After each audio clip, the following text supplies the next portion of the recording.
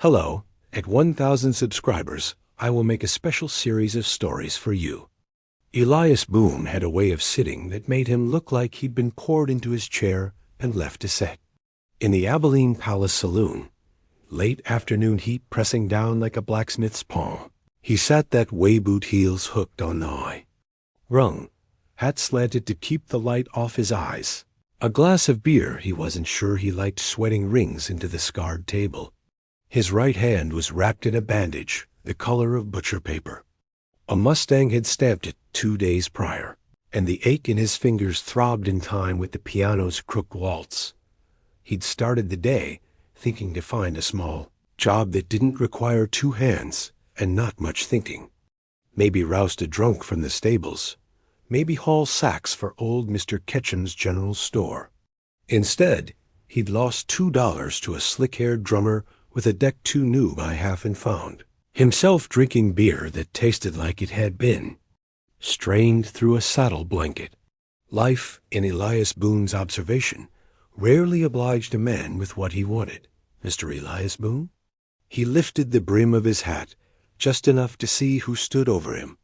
The man wore a dust-filmed black coat and a courier's pouch slung crosswise, the leather cracked white where it bent. He had the clean, harried look of someone who moved messages through a world that often preferred silence. "That's me," Elias said. "Letter for you. Special delivery. Signed by a Judge Cartwright in San Saba County." The courier tapped the pouch. "Cost me 2 horses to fetch you all the way from there to here. You best be important." "I ain't," Elias said, and let a small smile hitch one corner of his mouth. "But the letter might be." The courier produced it with ceremony. Thick paper, a red seal pressed with a stamp Elias didn't recognize. It felt heavy in his palm, like it carried more than words.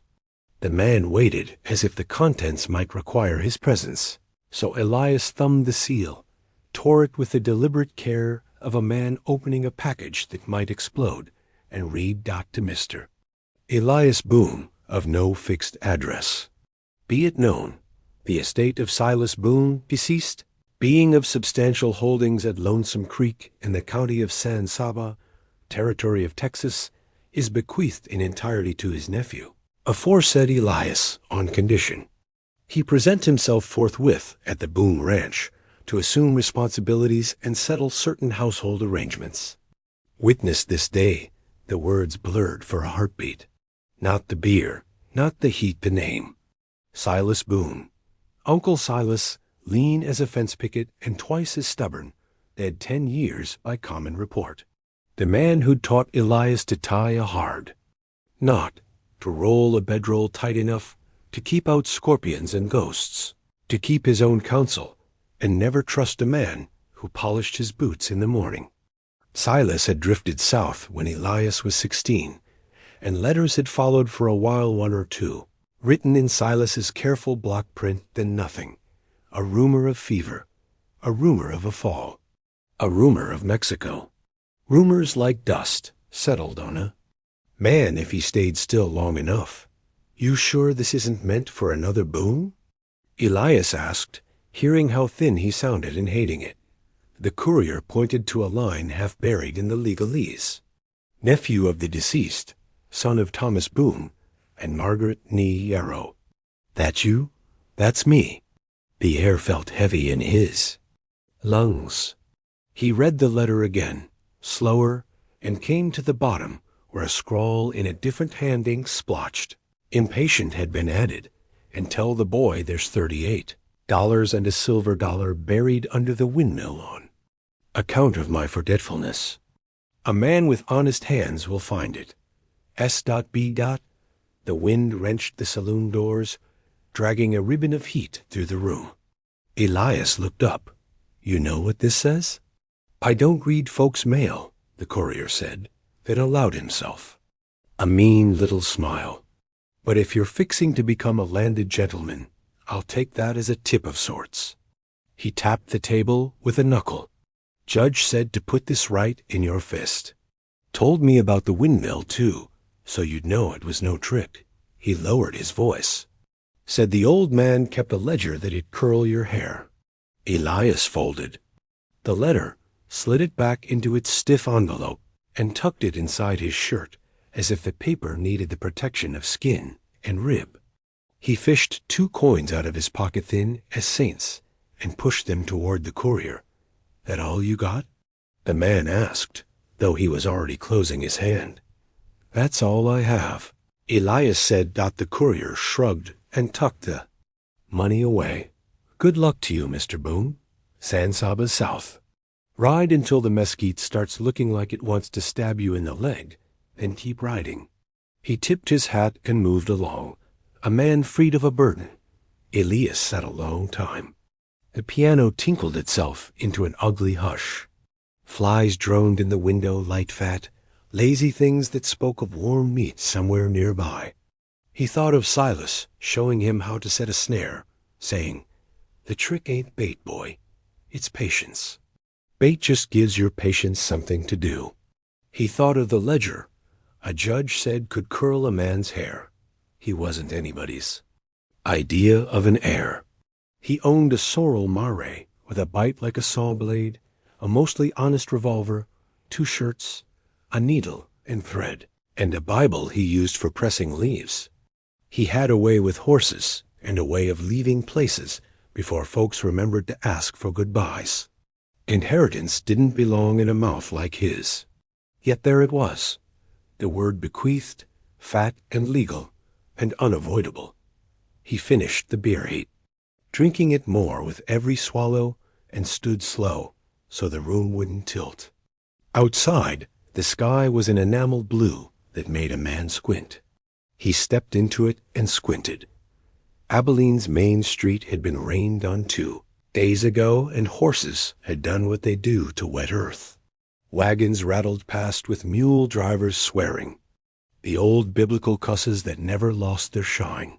A woman with a red parasol minced along the boards, giving him the polite, wary smile women learned early and never set down. Elias tipped his hat and took a step that set his right hand to throbbing. The livery smelled of hot hide and sweet hay and work.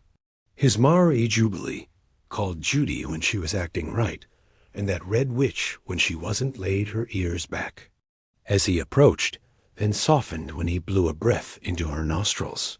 She liked him, or liked him as far as she liked anything. He saddled her one-handed, talking nonsense and sense alike, and the stable boy watched with the worshipful concentration boys, reserved for men who looked like they could die doing the thing they were doing and didn't. South, Elias told the boy, and flipped him a coin he could hardly spare. What's the best way that direction? Follow the trail like you mean it, the boy said with the grave authority of 14. When the land starts arguing with you, argue back. Sound advice, Elias said, and tipped his hat.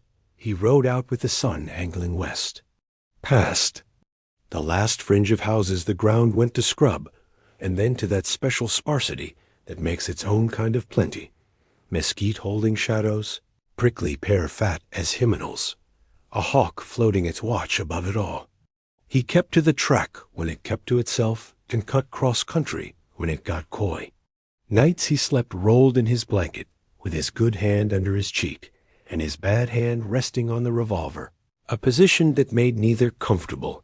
He dreamt of windmills and old men, and a ledger that leafed itself in the dark.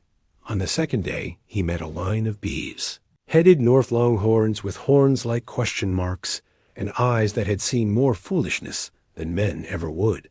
The trail boss rode over, 2 saddle sores per mile, and a hunger in his face that said city coins would taste as good as trail dust biscuits. He looked Elias up and down in one confident glance. "You ain't selling that horse," the boss said. Disappointed. "Nope." "You ain't buying either." "Nope." "What are you then? Headed south? On purpose?" Elias smiled. "It would appear so." The boss considered this, spat tobacco into a brown star that might have once been a wildflower, and nodding, rode back to his line. Men who did their business without explanation had a way of recognizing the breed dot By the time the hills grew steeper and the soil turned the red of a cut finger, Elias had counted and recounted his few coins as if a glance might breed them. He shot a jackrabbit and roasted it over mesquite coals, and ate it with the strange gratitude hunger bestows on small things. He talked to Jubilee like a friend and to the horizon like a judge. He ignored the itch that rose at the mention of household arrangements and the way the letter had not dared to explain that part in full. On the morning of the third day, the breeze shifted. It came up from the south, carrying the iron smell of water buried deep and the faint musky sweetness of cattle. Jubilee lifted her head and snorted. Elias sat taller in the saddle. He wasn't superstitious, but he knew when a land was about to present itself. He found the track into Lonesome Creek without looking for it. The ruts and hoof prints had a confidence that said they had been used longer than his life. Cottonwoods lined the low wash of the creek, their leaves rattling like small coins in a purse. The water itself ran mean, a thread sewn loose through red earth. He crossed it and let his eyes climb the opposite hill. The Boone Ranch, such as it was, lay, spread like a man who'd fallen hard and decided to rest rather than rise. Fence posts leaned in the sympathy you only see among ruined things. The barn put its shoulder into the prevailing wind and lost. The corral rails looked as if they had argued with far too many horses and had the scars to show for it. Yet the house, set square on a slight rise, stood like it meant to whitewashed board weathered to the color of old bones, windows glassing the sun back in flat blinks, a porch with its own modest confidence. He reined in at the gate. The bee burned into the gate board was the kind of brand a man chose when he meant to keep it simple and permanent. It had been scorched deep. Even neglect hadn't yet erased it. "Home," Elias said, testing the word in his mouth the way a man tests stew for heat. Jubilee swished her tail as if to say he could call it what he liked, but she'd be judging the hay. He nudged her forward, and the gate sighed open on the kind of hinge sound you hear in nightmares about chores you forgot. They rode up the track, past a scatter of old equipment that had been set down with the intention of being picked up again right away and had been forgotten in the way that eats a life. Elias counted fence posts as if that would solve anything. Halfway from gate to house, he saw the windmill. It rose beside the tank like a jointed, ridiculous bird, all angles and stubbornness, its blades turning with the grudging regularity of an old man's heartbeat. He dismounted and walked to it and knelt, not thinking about how foolish he looked in the middle of a yard, kneeling toward metal as if it might speak. He pushed at the earth with his fingers, then with his pocket knife. The dirt gave up easy. Baked and tired. 4 inches down he hit something other than dirt. Tin. He pried until a small box came loose, the lid stained and streaked with rust like old tears. Inside, $38 and a silver dollar, bright as the day it was minted. He took them out, counted them, though the weight had told him already that the letter had not lied, and felt something in his chest he tried to define. Relief, maybe. Or the brief wild notion that Silas, dead and troublesome, had reached across. The years and the miles to tip his hat one final time. Hell, Elias said, and closed the box and put it back where he'd found it. The money went into his pocket with the same respect he'd give a snake he didn't intend to kill. He wiped his dirty fingers on his trousers and climbed into the saddle again. Closer now. The house showed its working parts. A rocker sat on. The porch with a cushion someone had sewn from flour sacks and patience. A broom leaned against the railing, bristles splayed in a way that said it did more than pose. A pot of something tough, maybe rosemary, grew in a bucket by the door, giving the wind a smell that didn't belong to dust or animals or men. He thought about the letter's phrase household arrangements and felt the itch turn into a prickle, the kind that runs along a man's spine When he knows he's headed for trouble he can't see yet. He had noticed, in a distracted way, that he wasn't alone. Movement behind the screens of the windows. A hush to the yard you only get when breath is held, when people have agreed to silence ahead of a thing. He swung down slow, looped Jubilee's reins over the hitching post, and set his hat straight. His hand went to the revolver without him meaning it to, and he pulled it away just as deliberate, because you don't meet a house with your gun in your hand unless you plan to end something. The front door opened, and the porch filled as if the house was pouring out its contents the way you pour coffee steady, inevitable. One woman first, then another, until they stood in a line from one porch post to the other. Black dresses. Not the flimsy black of fashion, but the coal deep black of mourning, worn enough to have faded at the elbows, at the hems. The oldest stood in the middle, her hair a precise skein of silver wound tight, her back a line you could sight a rifle down. On either side of her, the younger faces made a descent through years like steps in a canyon. They each held a frame. He saw the shine of glass, the careful thumbs at the bottom edges, and he thought absurdly of school pictures, of proud mothers. He took one step closer, and the nearest woman lifted her frame a fraction, maybe so he could see, maybe because. She meant to hold it like a shield. Behind the glass, in every single one, was his face. The photograph had been taken years back in a town whose name he'd forgotten, by a man who called himself a photographer and really was a magician who trapped time in tin. Elias had exchanged a horse breaking for the portrait because a woman he'd thought to marry for 5 minutes had wanted one. He'd never seen where the thing had gone after. He'd never wondered. Now he stood before a porch lined with widowed women holding him like proof. They didn't smile. They didn't weep. Their eyes had the look of people who had ridden farther than they meant to and found the trail still going.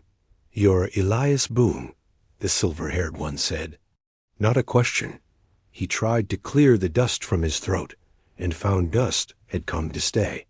"That's right." "Then you're my husband," she said. And out of the corner of his eye, he saw the next woman open her mouth to echo, and the next, like a row of bells waiting for the pull. The windmill ticked behind him, steady as breath. Jubilee shifted, one hoof ringing the packed earth. Elias felt the letter against his chest like a brand and heard, at last, the ledger's pages whispering in some room just beyond the door. He had inherited an old ranch, and 7 widows were waiting on the porch, each with his picture clutched in both hands. The silver-haired woman's declaration hung in the hot stillness like smoke that refused to lift. Elias Boone had been in a few strange situations in his 30 years once, trapped in a barn with a mountain lion that wasn't nearly as scared as it should have been, once roped into playing the groom in a frontier wedding for a man too drunk to stand. But never had he been claimed as a husband by someone he'd never met, and certainly never by 7 women at once. The second widow, a sharp-faced woman with a jaw that looked like it could bite a nail in half, stepped forward and said, "Mine too," with the same tone you might use to declare ownership of a wayward mule. The third, taller, with freckles that didn't, looked like they'd been tamed by age, nodded solemnly and added, "And mine." By the time the line had worked its way to the youngest, a woman with hair the color of dark honey and eyes that held the steady aim of a hawk Elias had heard. The phrase, "and mine," 7 times. Each repetition sounded less like coincidence and more like a hammer driving the same nail deeper. He took off his hat, held it in front of him like a peace offering, and said, "Ladies, I expect there's some mistake. I ain't never been married, and I reckon I'd remember if I had." The silver-haired one narrowed her eyes. "Oh, you'd remember, would you? That's interesting, seeing as my Silas Boone, our Silas Boone, showed us each that very face and told us it belonged to him once, in younger days. Then he went and married us, one by one, in different counties. The honey-haired one spoke next. Never in the same place twice. He'd be gone weeks, months, saying the cattle drive took him far. Always came back with some money, some story, and that picture.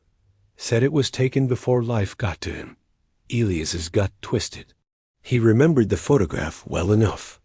Now the day in San Angelo, the dusty tent pitched at the edge of town, where the photographer charged 25 cents to sit still for a minute while he worked his magic. He'd traded horse-breaking labor for the print. He'd thought it harmless. Somehow Silas had got hold of it. Mercy, that was the silver-haired one's name. He learned went on. It wasn't until after he died that we found each other. First it was me and Clara. She indicated the freckled woman, met in the lawyer's office. Then Ruth, then Belle, then Jane, then Sarah, and finally Annie here. She gestured to the honey-haired one. Annie gave a short, humorless laugh. Imagine our surprise. 7 wives, no 2 in the same county, all legally hitched to the same man under different names. Your uncle was resourceful. That's one word for it, Belle muttered. She was short, broad-shouldered, and had the expression of someone who'd fought drought and bankers in the same week, and beaten them both. Elias tried to find the right place to stand, as if shifting an inch left or right might make the porch less crowded with accusation. So, you're telling me Silas Boone was married 7 times over, kept each of you separate, and used my picture to, what? Prove some story about his youth? Mercy's eyes flashed. Exactly. And now, according to his will, you're the inheritor of the ranch, and responsible for seeing to the welfare of my wives. His words. She spat the last part like it tasted bad. I didn't even know he was alive, Elias said. Much less married? 7 times. Neither did we, Clara said dryly. The women invited well, ushered him inside. The Boone Ranch house was larger than it looked from the outside, the sort of place built in stages. A main room with a wide plank floor scoured by years of boots. A kitchen with a black iron stove, and a pair of narrow hallways that led to sleeping quarters. The air smelled of coffee gone stale, and the faint medicinal bite of L-I-N-I-M-E-N-T in the main room. On the long table lay an assortment of documents, marriage certificates from different counties, letters in Silas's distinctive block print, and the will itself folded, creased, but official-looking enough to make Elias's stomach knot tighter. Jane, a round woman with kind eyes, poured him coffee that had been sitting too long on the stove. You'd better drink. You look like you've been dropped from a great height. He took the cup but didn't drink. I reckon I have. Only question is whether I hit my head or my luck. Ruth, a quiet woman with dark hair streaked silver, spoke up for the first time.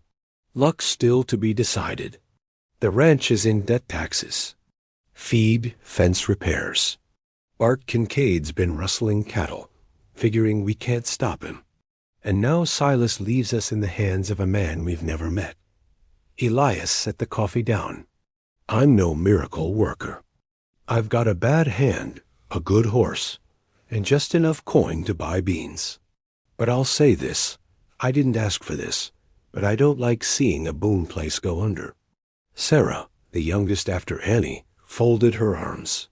We're not asking for charity, mister. We've been running this place as best we can. What we need is someone to stand with us. Silas's will says it's you. He looked around at them. 7 women bound together by the same betrayal, still standing under the same roof despite it. It was absurd.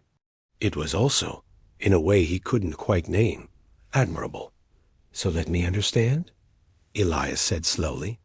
You don't expect me to marry you. You just expect me to take on the ranch, fight off rustlers, and keep you in food and wages. Mercy's mouth curved in the smallest, sharpest smile. That's about the size of it, Mr. Boone. Elias thought about the windmill, the box of dollars, the empty road back to Abilene. He could ride away, no law said he had to stay. But then he thought about Kincaid's kind of rustler, the sort who smelled weakness like a coyote smells blood. He had never been one to leave the fight to someone else. By the time Elias had been at the Boone Ranch a week, he'd learned two things for certain. First, 7 widows could outwork most cowhands he'd known. Second, Bart Kincaid didn't like competition and liked Boone land even less. The shape of trouble. The first trouble sign came 3 days after Elias had agreed reluctantly to stay on. Sarah had gone down to the south pasture to check the fence line and came back riding hard, her cheeks flushed and her hat gone. "They cut it," she said, breathless. 3 posts, wire just lying there. Tracks of 6 or 7 headed south. "Rustlers," Mercy muttered, as if naming them might summon lightning. "Kincaid's men. He's been testing us since Silas died." "Kincaid own the south spread?" Elias asked. "Own it. Stole it, same thing in Bart's case," Annie said. "He's been swallowing smaller ranches for 10 years, sometimes with coin, sometimes with a rope and a gun." Belle slammed a tin cup down on the table. "Silas kept him in check. The old fool might have been a 2-bit scoundrel to us, but he knew how to throw a shadow big enough to make men think twice." Elias didn't say that shadows died with their owners. Instead, he asked to see the south fence dot the pasture walkway. Widows came along, 5 of them riding, 2 walking to mend what they could. The south pasture rolled down to a dry creek bed, the kind of place cattle wandered into and didn't wander out of without a push. Sure enough, the fence lay like a broken rib, wire cut clean and coiled neatly on the ground. "That's a sign," Elias said. "Rustlers who tidy up their work expect to come back through." Ruth crouched to study the prints. 6 steers, big ones, and a shod horse with a bent hind shoe, Elias added, pointing.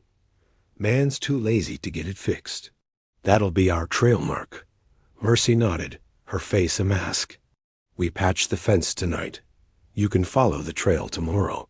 Elias considered, then shook his head. "No, if they're planning another pass, they'll do it tonight. We wait here, we catch them, move the cattle back at dawn." The widows exchanged looks, the kind that traveled a lot of history in silence. Annie finally said, "We'll ride with you." Elias opened his mouth to object, then shut it. He'd seen them handle rifles. They weren't green girls. They were ranch women with calluses on their trigger fingers. Night ride, they camped out near the break in the fence as the sun bled into the horizon. Coyotes yipped in the distance. Elias lay with his back to a mesquite, Winchester resting across his knees. The widows took up positions along the fence line, dark shapes blending into the land dot. Around midnight, the sound came. The slow, steady shuffle of hooves, low muttering voices carrying in the dry air. Elias lifted a hand. The talking stopped, replaced by the hiss of wire being pulled aside. When the first steer stepped through, he rose. "Evening, boys," he called softly. The rustlers froze. In the half-moon light, Elias saw 3 men on horseback and 2 on foot. One of the riders swore under his breath. "Ain't your business, Boone. This is Boone land," Elias said. "And Boone cattle. That makes it my business." A rifle cracked from the left Annie's position. The bullet sang past the nearest rider's hat brim and thudded into the dirt. A man's horse danced sideways, nearly unseating him. "Next shot ain't for your hat," Annie called. The rustlers cursed, but one by one they backed their horses away, dragging the steers with them. Elias kept his rifle up until their shapes vanished into the mesquite. The warning the next morning, Bart Kincaid himself rode up. A big man with a barrel chest and a mustache thick enough to hide behind. He dismounted slow, the kind of slow that said he didn't hurry for anyone. "You're trespassing." "Boone," Kincaid said. "Standing on my land," Elias replied. Kincaid's eyes narrowed. "That land's wasted on widows and a drifter with a bad hand." He stepped closer. "I'll have it before winter. Sell now and save yourself the trouble." Mercy stepped out onto the porch, rifle in hand. "You step one more pace toward this porch, Kincaid, and I'll see how much light passes through that thick skull of yours." Kincaid smiled without humor. "Careful, Mercy. Law's not too forgiving toward women who shoot respectable businessmen." "Good. Thing you ain't respectable," she said. Kincaid mounted up. "Enjoy your ranch, Boone, while you still can." Resolve after he left, the widows gathered in the main room. "He'll be back," Ruth said. Elias nodded. "Then we'll be ready. We'll mend every fence, double the night watches, and keep the cattle close." Annie grinned, a sharp, fierce thing. "About time we had a Boone worth keeping." Elias didn't know if that was praise or a challenge. Either way, he intended to live up to it. Kincaid's warning didn't hang in the air like a threat. It clung to the ground like smoke after a grass fire, seeping into every fence line, every hoofbeat, every look the widows shared when they thought Elias wasn't watching. The man would be back. That much was certain. The only question was how, waiting for the hammer, for the next week, Elias threw himself into work. Not because he liked it, though there was a strange, steady comfort in mending fences, but because it kept the mind from turning over. Kincaid's words again and again, like a riverstone dot by daylight.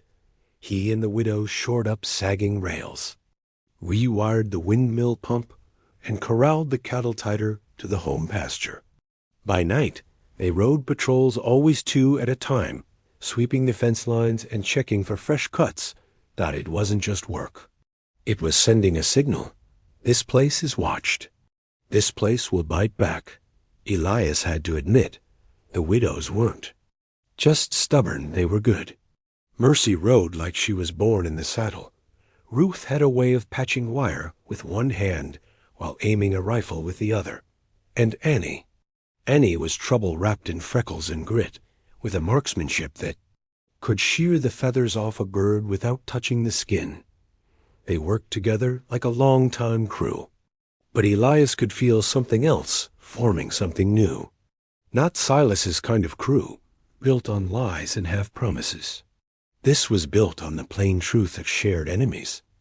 The sign of trouble came on the 9th night. Belle and Sarah returned from patrol early, faces drawn tight. "Campfire smoke," Belle said. "South Ridge. Too far for anyone but Kincaid's boys." Elias stood, pushing away from the table. "How many?" Sarah shook her head. "Couldn't see. But it's close enough to move quick." Mercy didn't hesitate. "We don't wait for them to come to us." Elias nodded. "Saddle up." The canyon ambush, the moon, was a quarter slice, just enough light to paint the land in silver edges. They rode in silence, rifles slung, hooves muffled in dry dust. At the South Ridge, the campfire glowed like an ember in a cupped hand. Elias slid from the saddle and crept forward on foot, Mercy and Annie shadowing him. 6 men sat around the fire. 3 were sharpening knives. The others were passing a bottle. Their horses were tethered to a low mesquite, packs bulging with coiled wire and tools for cutting fence. Elias turned back to the women. "We've got 2 choices. Spook them off or make an example." Mercy's voice was flint. Examples last longer. The fight, they came in from 3 sides. Annie fired first, her bullet taking the hat clean off the man closest to the horses. Elias's shot followed, chipping a rock by another man's boot. Chaos bloomed instantly. The rustlers scrambled for cover, but every time one showed himself, a shot from Ruth or Belle drove him back. One of them, a thick-set man with a bent hind shoe on his horse. Elias remembered that track broke for the animals. Elias sprinted, shoulder down, and hit him hard enough to send them both rolling in the dust. When the dust settled, 3 of Kincaid's men were gone into the brush, 2 were limping away, and 1 lay hog-tied near the fire with Annie's boot on his chest. Elias knelt beside him. "You tell Kincaid the Boone Ranch ain't for sale." "Not now, not ever. Next time we won't be so polite." The man spat blood and nodded. The last visit 2 days later, Kincaid rode up alone. The morning was still, and the sound of his horses' hooves carried clear to the porch where Elias and the widows stood waiting. Kincaid swung down slow. "You made your point," he said, "but I'll make mine. You can't keep 7 women safe forever, Boone." Elias stepped off the porch. "They don't need me to keep them safe, Kincaid. They've been doing that fine on their own. I'm just here to make sure you remember they're not alone anymore."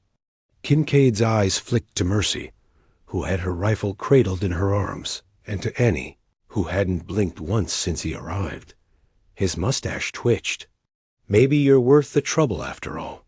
He mounted up, spat in the dust, and rode away without looking back. The choice that night, the air around the dinner table felt different. Lighter, though nobody said so. Jane ladled stew into Elias's bowl and said, "You could leave now if you wanted. You've done what Silas asked." Elias set his spoon down. "Silas asked me to look after the ranch and you all. I reckon that's not a one-season job." Mercy's gaze was steady. "You saying you're staying?" "I'm saying I'll stand with you," Elias replied. "Not as Silas's replacement. He can keep his ghosts, but as your partner, you've got the know-how. I've got 2 hands and a mean streak when crossed. That's enough to keep Kincaid at bay." Kenny grinned. "About time we had a Boone who knew the meaning of the word together." Afterward, they worked the ranch as equals. The widows ran the books, the stock, the land. Elias handled the muscle when trouble came sniffing. In time, the Boone brand became known not for Silas's shadow, but for the stubborn light of those who bore it now.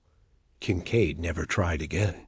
Folks in San Saba County said it was because of Elias Boone's gun hand. Those who knew better said it was because of the 7 widows who could outshoot him without breaking stride.